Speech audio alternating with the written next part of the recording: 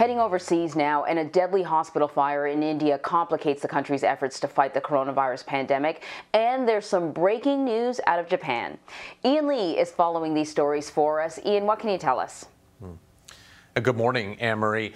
Japan just declared a third state of emergency for Tokyo and 3 other regions as COVID cases spike, and this comes just months ahead of the opening of the Summer Olympics. And we now are moving on to India, where a second wave of COVID is continuing to get worse there. Every day sees a record number of new cases, now at more than 330,000, and deaths with over 2,200 in the past 24 hours. And there has been another tragedy. At least 14 COVID patients died today when a fire engulfed an intensive care unit. Survivors were taken to a nearby hospital. But this underscores just how desperate the situation is. Hospitals are overwhelmed, and there's a critical lack of oxygen, ventilators, and beds. India's Supreme Court has called the situation a national health emergency and has asked the government to build up supplies of oxygen, medicine, and vaccines. We are moving on to Indonesia, where the U.S. has joined the hunt for a missing submarine. The Indonesian Navy lost contact with their sub on Wednesday. Now search crews from several countries are scouring its last known location. Planes have spotted an oil slick in the area. There are fears the crew of 53 could be rapidly running out of oxygen. The big unknown is if the sub is below 1,600 feet, anything deeper, and it could likely have been crushed by water pressure. There are reports, though, of the Indonesian Navy spotting an unidentified object underwater just a few hours ago, so hopefully there's still a chance for a rescue.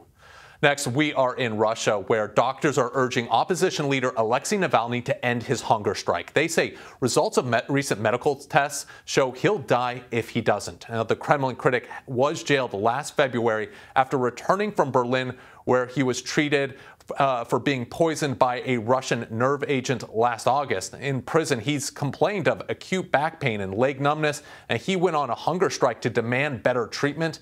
On Wednesday, thousands of supporters took to the streets across Russia demanding his release.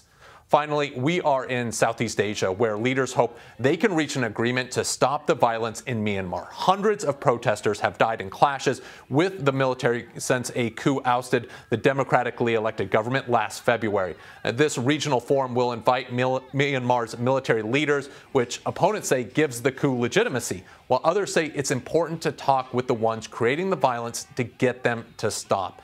And Anne-Marie, this crisis has split down authoritarian lines. On one side, you have democratic countries imposing sanctions on members of the coup and the businesses supporting them, while on the other, you have Russia and China continuing their support as their major weapons suppliers to Myanmar's military. Ian, thank you very much.